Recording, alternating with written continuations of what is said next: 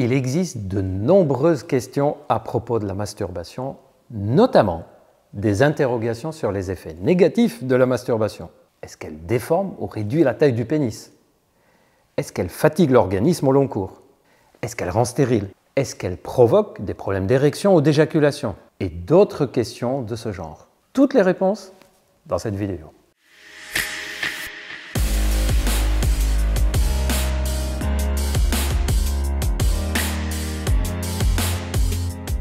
Bonjour YouTube, je suis Gilbert Boujaudet, médecin sexologue et spécialiste sur la plateforme Charles.co.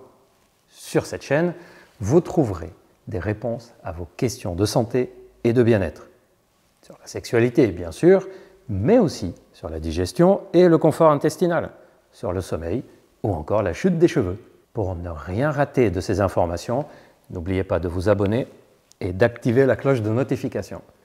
Nous sommes aussi sur Instagram, @charles.co. Nous y mettons un autre contenu pour vous informer autrement et vous aider encore plus. Vous pouvez nous rejoindre sur Insta aussi, vous verrez, ça vaut le coup. Mais pour le moment, la question du jour est: la masturbation a-t-elle des effets négatifs? Voyons ça point par point.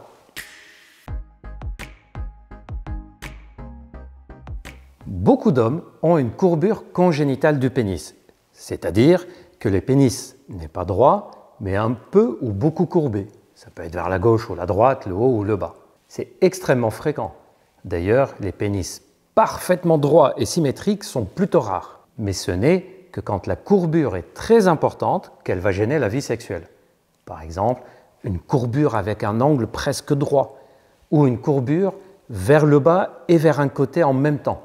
Dans ces cas, une intervention chirurgicale est nécessaire. Mais c'est plutôt rare. Figurez-vous que beaucoup de personnes pensent que les hommes qui ont une courbure congénitale du pénis, qu'elle soit légère ou importante, ils l'ont eu parce qu'ils se sont masturbés en tordant le pénis un peu dans la main. C'est faux. C'est quelque chose de congénital, c'est-à-dire génétique. La courbure peut être plus ou moins visible, plus ou moins importante, d'une fois à une autre, mais ça n'est pas en lien avec la masturbation.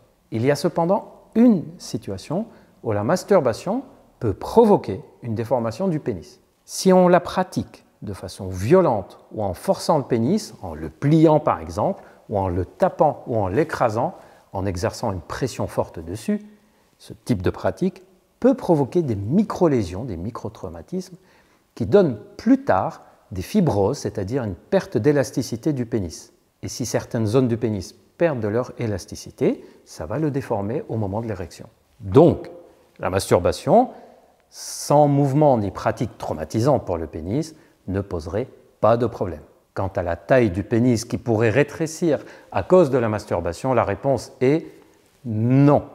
C'est un mythe. Et tant qu'on y est, c'est pareil pour la taille des testicules qui ne diminue pas non plus au long de la vie si on se masturbe beaucoup. De façon générale, il est admis que la masturbation n'a pas de conséquences sur notre état de forme général et notre organisme au long cours. Mais il faut distinguer deux situations où c'est possible.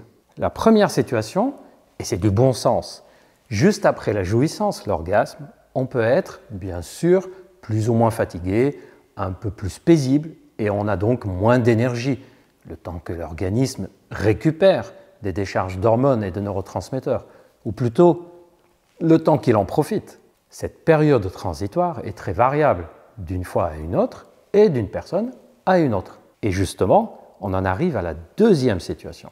Certaines personnes ont un état de fatigue et de mal-être qui peut être prolongé et intense après un orgasme. C'est ce qu'on appelle le syndrome post-orgasmique. C'est un syndrome qui semble plutôt rare, mais qui peut être embêtant et très mal vécu parce que ça oblige justement les personnes qui en souffrent à espacer le plus possible les orgasmes. Dans ces cas, une masturbation peut alors être source de fatigue intense, s'il y a un orgasme bien sûr. C'est donc l'orgasme suite à la masturbation qui peut poser problème chez les personnes qui souffrent d'un syndrome post-orgasmique. La règle est simple.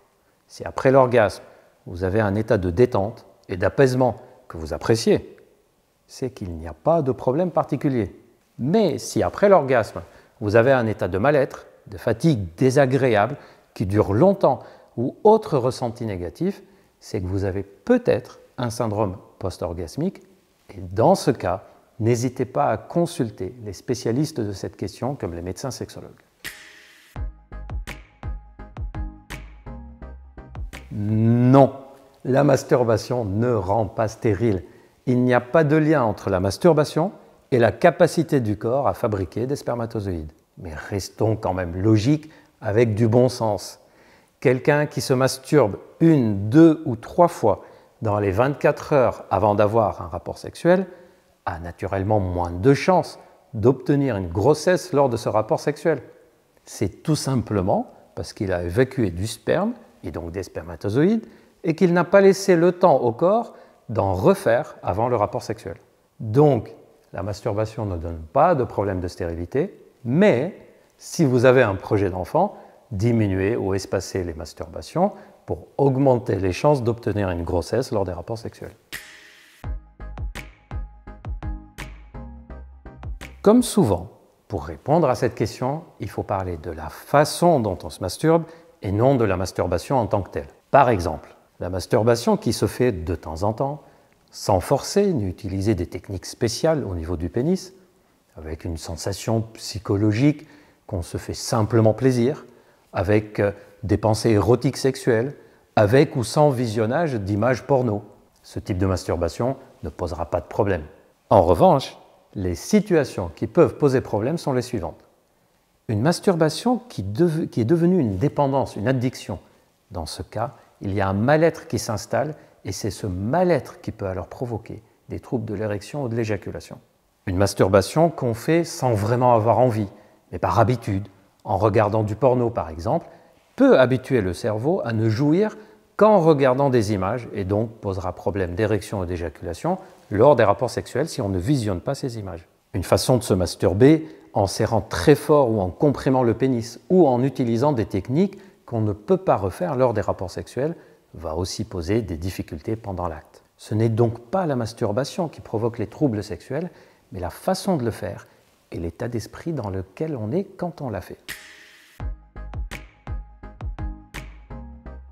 Absolument pas. On peut avoir, après une jouissance, une impression de bourdonnement d'oreille, avec une fatigue. C'est simplement lié à des décharges d'hormones et de neurotransmetteurs de bien-être, d'apaisement, de relâchement. Profitez-en et ne vous inquiétez pas. La masturbation est très rarement source de problème. Et ce n'est quasiment jamais la masturbation en tant que telle qui pose le problème, mais la façon dont on la pratique. En revanche, la masturbation peut être un très bon moment pour apprendre à améliorer le fonctionnement sexuel. N'hésitez pas à aller voir les autres vidéos que je vous ai déjà faites sur ce sujet pour en savoir davantage. Merci de m'avoir écouté. N'hésitez pas à liker la vidéo si vous l'avez aimée et à laisser des commentaires, ça m'intéresse. Et pour plus de vidéos sur la santé sexuelle, mais aussi sur d'autres sujets, vous pouvez nous suivre et activer la cloche de notification. Il y a encore plein de sujets à découvrir ensemble. Je vous donne donc rendez-vous très rapidement. D'ici là, prenez soin de vous.